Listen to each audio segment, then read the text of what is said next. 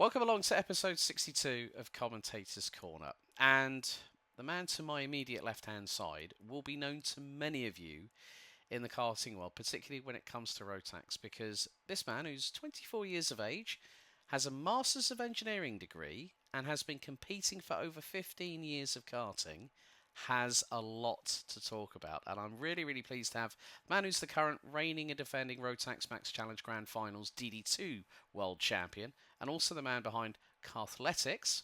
Welcome along, Ragnar Veerus. Ragnar, finally we get round to doing this episode. It's good to see you. And how are things? I see you've got the Bahrain trophy just behind you on the shelf there.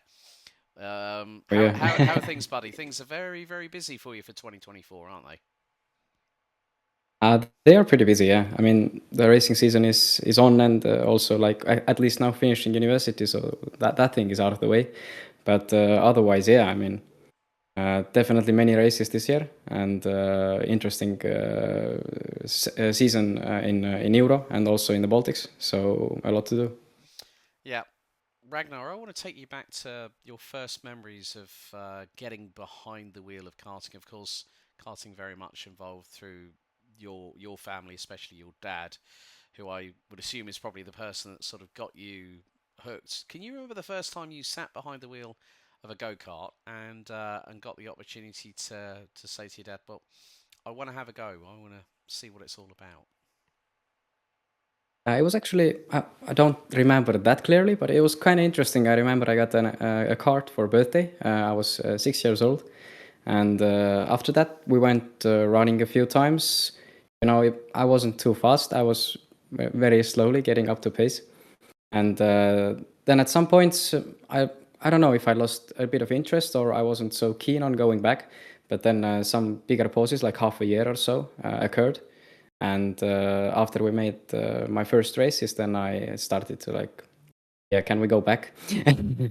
Then I was hooked. And what was the obviously motorsport is very very prevalent in the Baltic region. Obviously with Latvia, Lithuania, and Estonia being very very close in terms of proximity. I've never had the chance to come to places like Alavete. Hopefully that does happen at one point in the not too distant future. I'm sure that you'll talk to me about that at some point. But you've had a lot of different opportunities within karting. I mean, not just as a three-time Nordic champion, North European champion. You've been an 11-time national champion in karting. You know, getting closer and closer. Hopefully, have you got that 80th win yet? I don't think you have you? Or you actually? Because well, No. as per the Kartletix website, Ragnar has 79 wins, 173 podiums, and 68 pole positions, which also included, I didn't know this, a 14 win streak on national level in 2020. Yeah. And you hold nearly 15 lap records currently as well. As there's a lot that you can, a lot of people just say, well, that's a lot of numbers. But there's a lot more depth behind that, isn't there?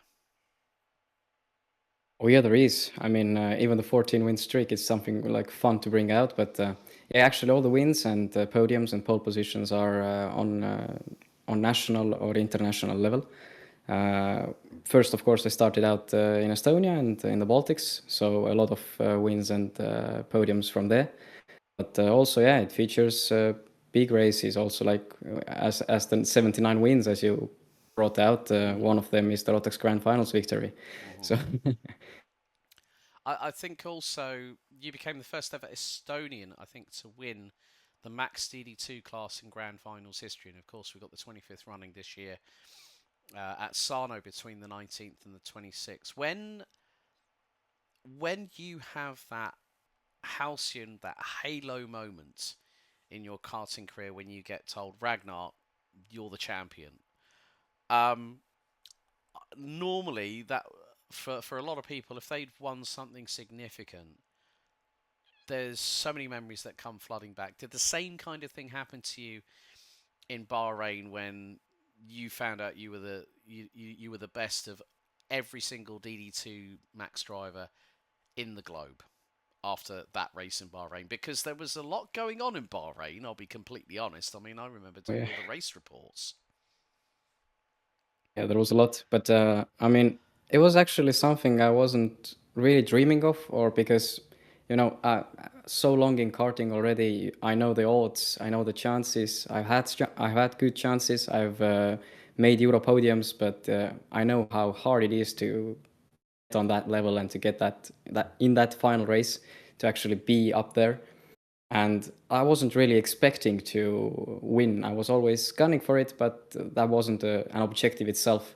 So, like thinking back to it, then I started like getting back to my karting years when I was just starting out, like 10 or so. And then I started thinking how I was looking up to the big DD2 drivers of this time in the Baltics, and these guys also picked up grand final podiums and Euro trophy podiums. So then I was looking up to them like, could I ever be? But I wasn't like expecting to reach that level. And when I actually did it, it felt like, wow, like this is actually I've actually accomplished what I dreamt about. Yeah, I mean, after just over a decade of and a half of competition, and that we've always had a very, very good relationship as friends off track. You've also, um, as I said, you've been very multifaceted. You've been in many different roles, so not just as a racer, but also a steward, a track marshal, a journalist, and also a fellow commentator in your. And I did actually watch one of the live streams. Ragnar, I was very, very impressed. So kudos to you. I mean, Thank you. I think at the end of the day, one of the things that we do find a lot of, and I'd like to hear your opinion on this. We see a lot of drivers that haven't made the top tier, like gotten into, let's say, Formula 2, Formula 3, Formula 1, for instance. But you see people like Jolyon Palmer, Alex Brundle, who have plied their trade through the same way that you have. They've gone through karting, they've gone through the lower formulas in terms of single seaters, and now they've become broadcasters, if you will. It's very interesting to see because as racing drivers, you guys and girls have a really, really good insight, and I found that out very much the case with a recent trip to Kart Club Kaupen, where I had Jörg Briedfeld, who's now moved into Porsches. Mm. Porsche Cayman GT4s for 2025 is his plan. He's training at the moment with the car. But the insight that you drivers can bring is something that I think a lot of people, to the uninitiated, find quite refreshing rather than just having someone like me who's normally, quite enthusiastic, passionate, loves to tell a story, gets excited when you see all the craziness happen out on the circuit. But you racing drivers can very much be the voice of calm, voice of reason, if you will. I think so because that's what we have to be in these situations on the track. But yeah, if we like, I think it's very good to listen. We actually tested also in Estonia at some point last year uh, when I was also commentating on one race. I had a co-commentator who was coming from what is it then, virtual racing, and then they like combined. We made a very good team with like his commentator's experience and my insight.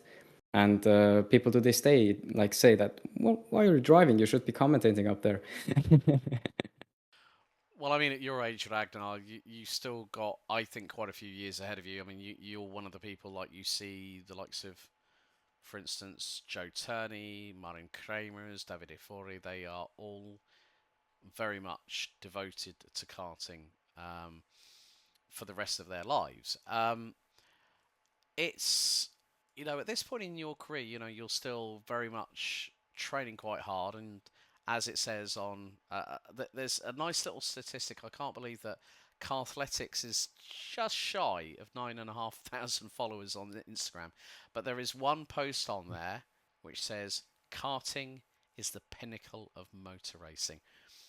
A lot of people, you people out there, might disagree with Ragnar's actual bona fide statement because every time I go to a karting meeting, no matter where I am in the world, I always find that everyone is pretty much as close as damn it to being so tight. And when you see, like, say, for instance, Chrono round 5 at Kerpen, the top 18 KZ2 drivers in qualifying were 7 tenths apart. You could find probably maybe 6 or 7 Formula One cars in that distance after Q3. But karting, as you said, is the pinnacle. You are literally at close quarter battles all the way through every single race, aren't you? I think that's the beauty about it. That's why I consider it the pinnacle. Of course, we can like machinery is not the pinnacle, and but the drivers, like, not all drivers are the pinnacle. But even if you look at the grand finals, like big races, for example, there could be like 30, 40 guys within like 3 4 tenths. That's just crazy tight, and that's what makes karting such a like pleasurable racing.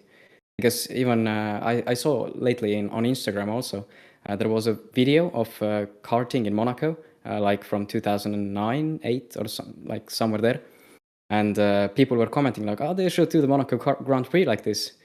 So I also answered them like that, like that's karting. I mean, we have the pinnacle of motor racing in a sense of machinery and the drivers as Formula One is, and that's what they do around Monaco. But if you're interested in such close racing, then like karting is the closest thing to it. Yeah. Yeah, I completely agree with that sentiment. Which brings me nicely on to the. Obviously, I mentioned about the trophy with regards to the Rotax Grand Finals, winning MAX DD2 last year. But opposite to that is a steering wheel I've just spotted, which looks very wooden. Can you explain what that is from? This is I got it last year at the end of the year, and this was for Estonian karting driver 2023. And yeah, I'm really fond of the design, like how it like how natural and simple it is, but at the same time how much it means to me because of you know two very important trophies behind me. Which I have to say, very, very well earned. I mean, of course, you know, we've known each other, I think, since I started in the Euro Trophy. I think back in 2018 when you were running with Birrell Art Baltics. Yeah.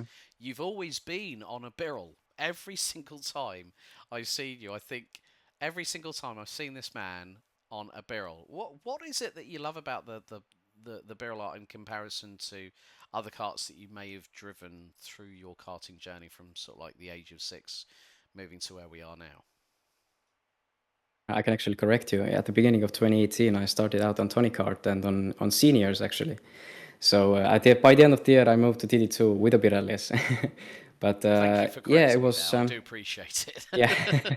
it. But indeed, yeah. Since then, I've been using Birel, but also that doesn't mean that I haven't tested any other chassis. To me, I don't know. When I stepped into Birel straight away, I actually chose it because one thing. My team manager back then, Haralds, was very fond of me to join, and he said that I can give it a cart and try it. It's not bad. And I was because I didn't really like. I was driving with Tony Kart back in that year, and I wasn't really happy with everything because at some points I had real big brake troubles at like very sharp tracks where you have to brake a lot, and I wasn't feeling so confident all the time. So when I switched to Birel, it was like the easiest thing to drive for me. And then I just started building on it, and I haven't actually changed my perspective since. I have tried also Sodi chassis besides OTK also, but for me it just feels a bit like I have to work very hard to drive very fast. But when I jump into Birel, then I can be fast very effortlessly. But at the same time, you can be fast with any chassis. But then also it's about whether the chassis complements your driving style. You know, they do say that sometimes smooth is fast, slow in, fast out, going through corners as another side of that. But of course, let's move on to your real big project outside of being behind the wheel is Kartletix. Now, we talked about this last year. I think it was set up around about late 2022, if I remember correctly. But now you're Yeah. you're 18 months in. You're doing a lot of programs now, whereby it's about not just helping people that have been on karting for quite a time, but I think one of the things when I had a look at your website that that Kartletix actually grew out of your wish to share karting knowledge, karting intelligence that is rarely discussed in the paddock. And I think that's actually quite a breath of fresh air because whenever I talk to drivers, you can sometimes read between the lines. And this is not throwing anybody in particular under the bus. This is just generally an observation from my years in the paddock now. This is my seventh year. Uh, Quite a lot. well, it's year eight. I started in 2017 properly, but this is my eighth year, but seven with regards to Europe and beyond. That sometimes you can tell by the way that the person speaks or the tone or the other thing is that 70% of speech is made up through body language. And if their voice sounds like they're happy and they're slouching a little bit forward, it's like, yeah, you're not completely happy. There's something that I can see at the back of your head that's sort of like troubling you a little bit. Um, Kartletix has gone from strength to strength. There are so many people that have decided to, either take you up on the trackside coaching which you offer. The pro programs. Also, one of the things I love about the website is the Kart Tire Plus system that is integrated in there as well, which is I if people want to go and have a look at the website, it's at kartletix.com. That will be in the links in both descriptions, so you can check that out along with the social medias. Karting intelligence. Just describe what that means to you as a multi-time race winner, a world champion, and also someone who lives and breathes this sport. I think karting intelligence, especially what I meant in this context, is that and the information that is not shared so often is like as we talked about Kart Tire Plus. This was also one of my ways to bring the uh, ease of tire pressures and how to develop tire pressures to people, and that is something like a very sensitive topic also on trackside. You all the time see people talking about, I should have gone higher or lower, or are you using uh, rather like high cold pressures for this session, or rather go low, and it's actually the thing that people tend to talk a lot about. But when it comes to like the important moments, for example, like final pressures or qualifying pressures, then usually the paddock goes quite silent unless you're like like you're working together with someone. So these are the little things also about gearings, also chassis setups, and like all the little things that can make a difference, may not make the biggest difference, but when people get the setups, the pressures, gearing, everything spot on, then these guys are the fastest.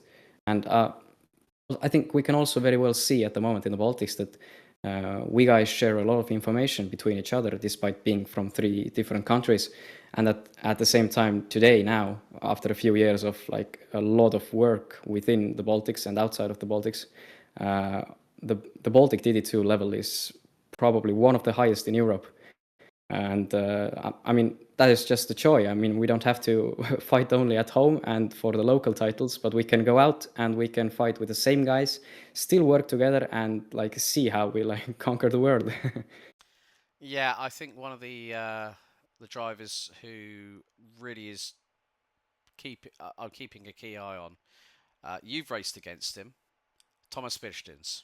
Uh, Yeah, Incredibly rapid driver. Quite recently at round two of RMC Latvia, did a number on everybody. Did a number on everybody. And then you had the likes of, and these are drivers that Ragnar has competed against. So Martin Zianovskis, Matis Malinovskis, Patrick Snolls, Loch Mellis. Also, a fellow countryman of yours, Devin Sigardi, as well. sure. Always a pleasure to have a chat with him.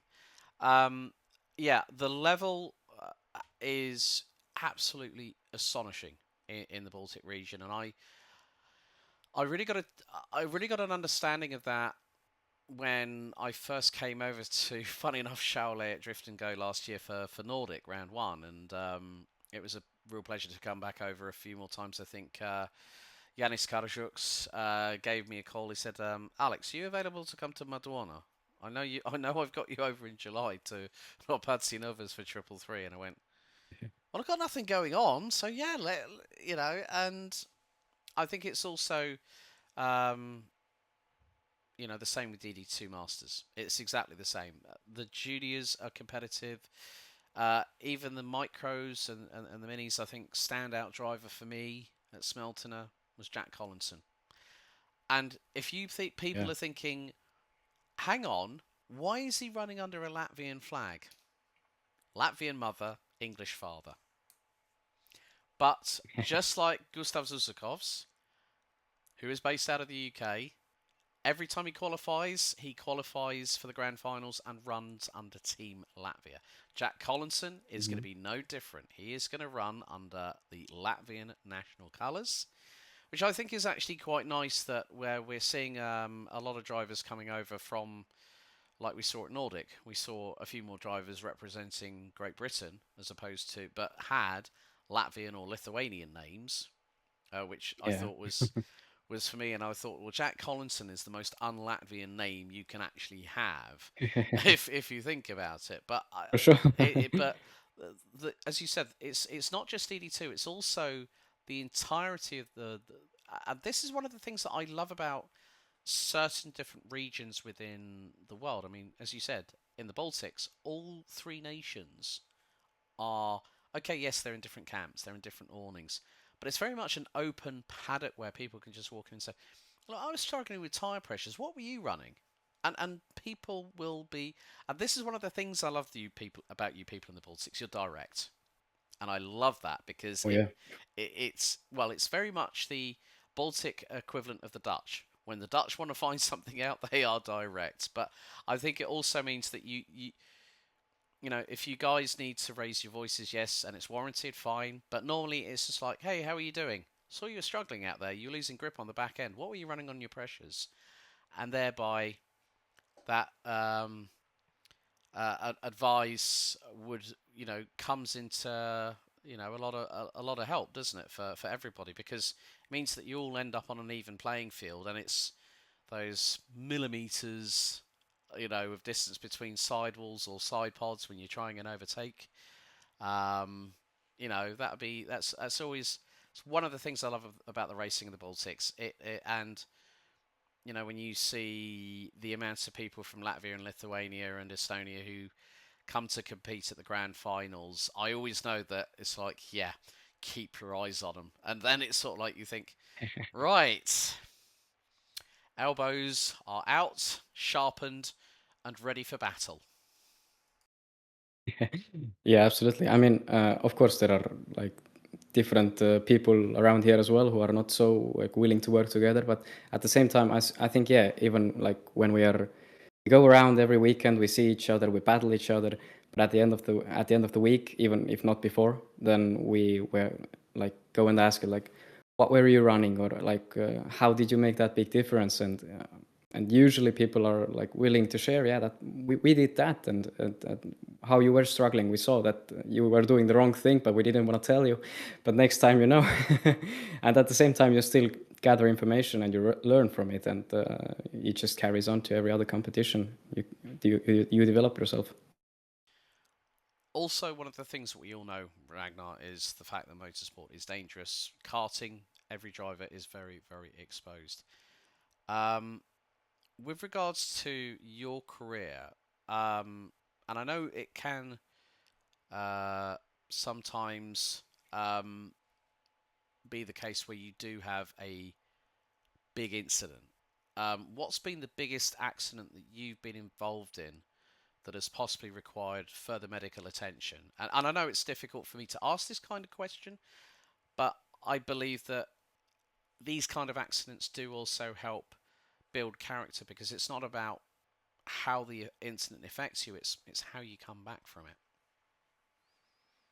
Indeed. Yeah, and that is actually a very fair question because these things happen. And like Mark Webber once said very well that might have not been his quote, but he said that if you race cars, you're going to crash cars, and that is very true. For me, I haven't actually been in many. I'm not a very incident frequent guy. That's one thing, but and because I always tend to be a little more cautious. But I remember my biggest incidents must have been from the years I was like between 10 and 14. Once I flipped the cart in microcross, and I fell out of the cart. Later, I had a little like how you say, this place was very blue. Ah, by your thumb, yes. Yeah. Yes, but got better over a few days and wasn't big trouble. And a few years later, I was racing in they started in 2014 with such a race they call now Grand Festival, but Yes. Which back we, then it yeah, we, was yeah. called differently. Yeah. Yeah, It was, yeah, because they did the Grand Festival at Genk last year. I think two yeah. or 3 weeks before. No, it's late October, so it was like 6 weeks before um, the grand final. So for those wondering, the Micro and the Mini Max Grand Festival is basically the two youngest classes from anywhere. I think between 7 to 12 or 12 to 7 to 13 or something like that, and they have an opportunity to compete for a ticket for the Rotax Grand Finals. Thereby, it means that we get all the young drivers who could be superstars of the future, and obviously we've seen quite a few Estonians from Rotax history go on from the grand finals into single seaters and do a fantastic job. But yeah, I, I'm I'm actually quite intrigued that you you said that you weren't really a very accident prone driver in terms of like really big wear. I've seen I remember Kieran Stewart Genk last year, and ended up having a big incident, and his leg was broken in multiple places. He still had surgery in a Belgian hospital. Still came back on the Sunday on race day to watch, and now he's back racing and he's doing really well. I think it's every kind of race is character building, irrespective of what stage you are at your career, Ragnar. I mean, obviously you'll know this firsthand. But what is the main sort of advice when that you give to a driver who let's say for instance they're running a mini max for instance, and they've just missed out on probably the biggest win, like say picking up a win in a final on a national championship event, and you being their driver coach with them, what would be the main sort of advice that you would give them if they're sort of like feeling downbeat and they're a little bit grumpy on the podium, not wanting to smile and saying, I got, like either they've thrown it away or they haven't, they didn't have that little bit extra that they needed. What's the advice that you would give to a young driver? Just sort of cheer them up and say, look, this happens in racing. I've been through all of this. That is actually one of the things you can say. But I mean, you can approach it at a different angle because the one thing is if you throw away a win or just don't reach the win, it's like you have nothing to be ashamed about. I mean, if you perform your best, and even if you throw away the win, it is like you will always have a second chance if you're that fast. It's not that you come there and race that one race, and if you don't succeed, then you won't succeed. It definitely is not like that. It's not so black and white. hmm Um, well, let's talk a bit more about Kartletix. Now, there are so many programs that you've got. I hate to think how you can juggle all this with a very active career these days. Now into your, I think this is probably year 16 or 17 or 18, something like that, that you've been competing. Yeah. What are the biggest challenges of running your own sort of program where you're helping not just people of your own age or probably slightly older? I know that you're going to be going to see our good friend over in Chinese Taipei in the island of Taiwan, Yes. Mr. Roger Young. I hear you and your other half are flying out there. So, Roger, got to get you on the show at some point. Might be alcohol fueled if it's a Oh, grand definitely. fight. Yeah, I might have to get him on the show, but I'll have to tell him watch your p's and q's, mate. You know, there have been he is very much in his own right, very outspoken, but he calls a spade, and I've got all the love in the world for Roger. How do you juggle the business with driver coaching, which is part and parcel of Kartletix, and also running everything behind the scenes, where such as website integration, dealing with clients on a regular basis. I hate to think how busy your phone is because normally mine's quite busy. Yours must be even worse than that. Well, it definitely is busy, but no, it's. I mean, the joy of like uploading and doing it online is that if I take the time at some point, Hmm. then I can like later on share it to more people I want to, and they can already see what I have already uploaded. So it's not like all the time I'm very busy. So I usually take my time when I'm really have to like work on a program or try to like develop something new. Like for example, Kartire Plus was at the just like a month ago.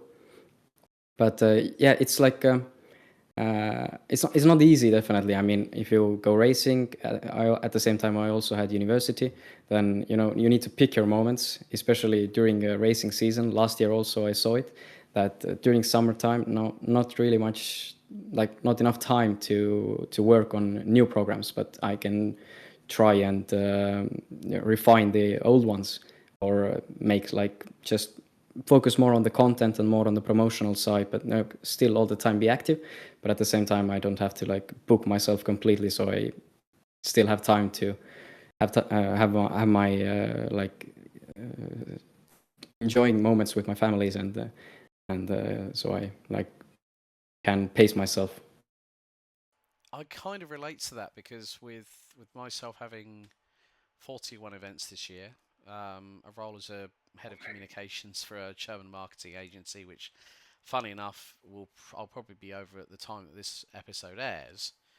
And I think yeah, it's very right what you put there, that you have to pick the right moments, the right opportunities to spend time with family, enjoy a bit of nice weather. I mean, one of my friends said, "When did you last go on a holiday?" I went 2019, and that was before the Euro Trophy Open at Genk. So I flew all the way to Koh Samui after a 2-night layover in Bangkok, and it was my sister and my brother-in-law's second wedding ceremony. And I remember I'd said to Mike Wagner, who at the time was the head of the promoter at, the camp company, still is the head of camp company, but they were the promoters and organisers of the Rotax Euro Trophy. And I said to him, "These 2 weeks, do not book anything on the weekends." I said, "I'm away." I then get a phone call 2 months after the tickets are booked and said, "Alex, I can't do anything about it." And I was just like, "Oh well, here it goes." So it was a flight from Koh Samui to Bangkok, Bangkok to Dubai, Dubai to Heathrow Terminal 3, then had to get on a flight pretty much straight away to Cologne, drive 125 kilometres to Genk, and at 2:15 in the afternoon on the Saturday. And I told them, "Well, I ain't going to be there the Friday." I said, "I'm flying." "Oh, when are you going to be there?" "I'll be there by 2 o'clock." Saturday. And I remember that because Ollie Shubashek Jr. had to do the commentary in English for the initial heats before I jumped in 15 minutes after I arrived at Genk. I changed my clothing into my work uniform in the car park, and I was just like, I'm just so glad that at that point Enterprise Rent a Car upgraded me to a Kia Sportage automatic, so I didn't have to worry about a clutch. But yeah, I mean that's another thing that we have to deal with as well when it comes to karting. That we use multiple different modes of transport. I mean, especially when it's around the Baltics, because Latvia, Lithuania, and Estonia are in close proximity. It is easier to get around by vehicle rather than having to get yourself checked in on a plane, fly probably half an hour, 45 minutes, then you've got to wait for your baggage, then you've got to go off, and probably in that time you've probably made half the distance in the vehicle to get to the location you're at. I mean, how many kilometers would you say, and I know it varies from year to year, how many kilometers would you say that you spend traveling to and from karting events? It's that's a good question. I think let's say around 20, 25,000 maybe Hmm. in a car, because going like within Baltics, it's all within like 500 to 600 kilometers. That is not too much, but when we try to go here from here to somewhere in southern or middle center of Europe, then these distances may be very, very long. My personal longest drive has been to Portugal. That was 48 hours with Oh, just 6 hours in between of sleep, like when we booked a hotel at some point. yep. So that was a lot. But like most of the races, like taking 20 hours to Germany just a few weeks ago, that wasn't like too hard if you think like that compared to Portugal. So Oh, dearie me, that's probably going to be close to over a 12,000 kilometer drive round trip, something like that, possibly. round trip around, yeah, 10 to 12,000, yeah, yeah. And that was like just one trip, one race. Yeah, I mean, when I fly to Malaysia to Kuala Lumpur, I've realised I'm flying about 25,000 kilometres round trip in one go, folks. I mean, the thing is that one of my friends goes, "Yeah, you fly to all these lovely places, you get to see all these great places," and I said, "The most you see is if you're in the sky, the countryside that when you're driving from picking up your hire car to the location where you're either commentating or where you're staying, and then it's back to dinner, back to the hotel, sleep, shower, breakfast, Hmm. track, hotel, and repeat, and repeat." And That's the racing life. it is the racing life, and people just wonder why they go like, "You're all over the place," and I went, "Yeah," I said, "But look, it's like with you with the racing. It's like me for work. If it takes me somewhere, I go there." And I think also one of the things that I have noticed, because obviously with the Baltic region being so close to the Ukraine, and we won't get into what is happening over there at the moment, but one of the things that I like is the fact that everyone gets on. Everyone. It's very much a. It's not just a split in terms of nationalities, but it's the Baltic community. When I went over to Shaolei with a big thanks to the man who's behind the Birolot Lithuania squad, Martinas Stankiewicz. When I flew over to Vilnius and then drove the 250 kilometers to Shaolei, I I think the first thing that hit me was the countryside, because like it's so wonderful over there in the Baltics. It reminds me over here at home of where I live in the southeast. And then it's just like welcoming, friendly, open arms style policy. It I went in there with an open mind, and I got completely blown off my feet by actually going there. Um, I'm just looking forward to the next time when I actually get to do that physically, because with Rotax Latvia for the rest of the season and also Lithuania, looks like I'm going to be commentating from home, folks. It's not a bad thing because people will still be able to hear my voice on the stream anyway, which is a good thing. But out of all the circuits that you've raced at, and you've raced at quite a few, let's be honest here, Ragnar. Yeah. In no particular order, name for me your top 5 circuits that you've raced at, and this can be anywhere in the world. My complete favorite, I think, is Campillos in Spain. Then I really like the track of Wackersdorf that we've just been to.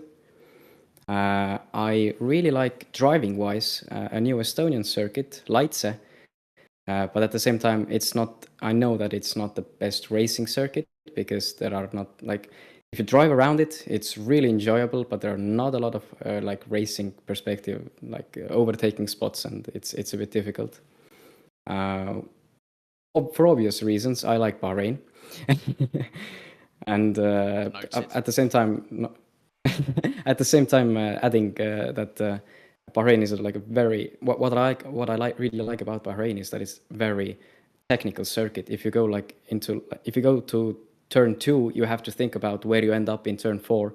If you go into the last chicane, it completely transforms how you drive the whole last sector of the track. So it's like very interesting to put yourself in that perspective.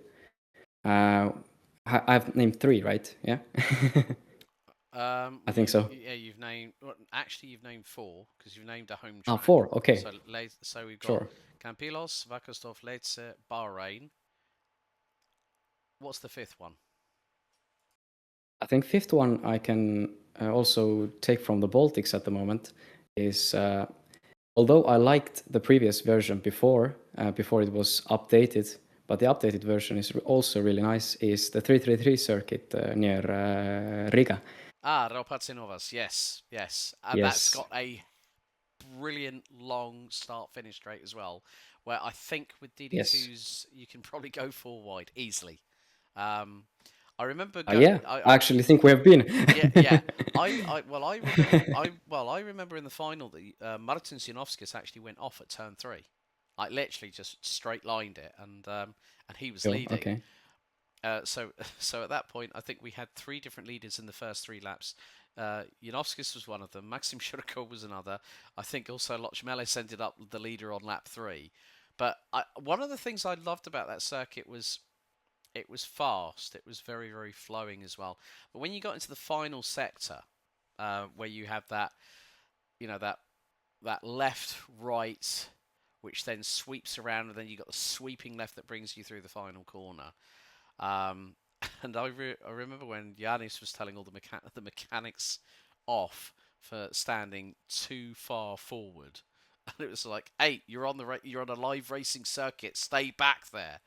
And I remember we had what was it when we were at Ropatinovas last year. I think it might have been for it was for the final round of Nordic, and I remember we had thunder and lightning. And Oh yes. do you remember when I had to shout over everybody because people weren't shutting up when Yanis was doing the driver's briefing? Um, but I still remember. I can't remember who it was. It was either Harolds or Yanis or Yana or somebody else blamed me for the fact that I brought shit weather with me. And I went, look, I don't bring thunderstorms. I said it must be the locality. Yeah, Ropatsi Novas is a great circuit, and they're going back there for final round of Nordic Challenge, and also for round four of round three. Um, Round three, I think. Yeah. round three, so you got Of Latvia. back to back foe. So RMC Latvia, then RMC Nordic, which coincides with round four for the second visit to Ropatsi Novas. Um, Mhm. now, if Now, there is a question that I always ask at the end of this, and I have to say, Ragnar, thank you so much for jumping on board for episode Thank you for 62. asking. Hey, no problem at all. We're going to try and get more drivers who have a lot of great insights. I've got quite a few names in my contact list that I might have to abuse in the next few months. Some high profile drivers as well. But, Ragnar, I've got one final question, and it comes with a little bit of a twist at the end of it. So, if you had the opportunity with no budget restrictions, unlike the cost cap in Formula One, which is a running gag whenever I say that here on this show, um, you have the choice of having one road car and one race car, and for both particular vehicles, you can decide on a place where you will drive said vehicles. Now, the key point to this, folks, is that I then respond in kind and give maybe either the same or a similar idea of what Ragnar has already answered. So, Ragnar, take your time on this one. There is no rush. So, one road car, where would you drive it? One race car, where would you drive it? Over to you. I think the race car is the not the easiest one, definitely, but I'd say a race car I really like admired looking at TV. And if we go like without budget, some Formula One car from the beginning of 2000s. I think no matter even which one, because how these V8 and V10 screamed and like the rush you must feel in when driving this, I'd really like to feel that. Okay. But with a road car, with a road car. I don't think I have a personal favorite road car, Okay. but must be something. Some Mercedes SUV, I think. I'm not even like particularly a model, but I usually drive small cars around. It's very easy to park and not so like more cost effective at the moment to own for me. But one day, if I have the time and if I have the money, then I'd probably get myself an SUV. SUV, yeah. Okay. So, you know what? You said Mercedes, right? So let's Yeah. make let's so Formula One, and you said early to mid 2000s. I know exactly which car. Yes. For me, what track would you drive the Formula One car at? Mm, I think it also has to be some of the more like retro F1 tracks. Possibly Imola, I think, would be a Oh, very nice one. that's a very, very good. That's a very, very good choice there. So, um, I definitely have an idea of what Formula One car and where it would be driven. If I'm honest with you, but we'll go to the. So you said so Mercedes SUV. So it would have to Yes. be an AMG anyway. Yes. So okay. So I would probably say if we're going SUV, it would have to be more of a coupe SUV. Let's look at it from Yeah, this sure. perspective.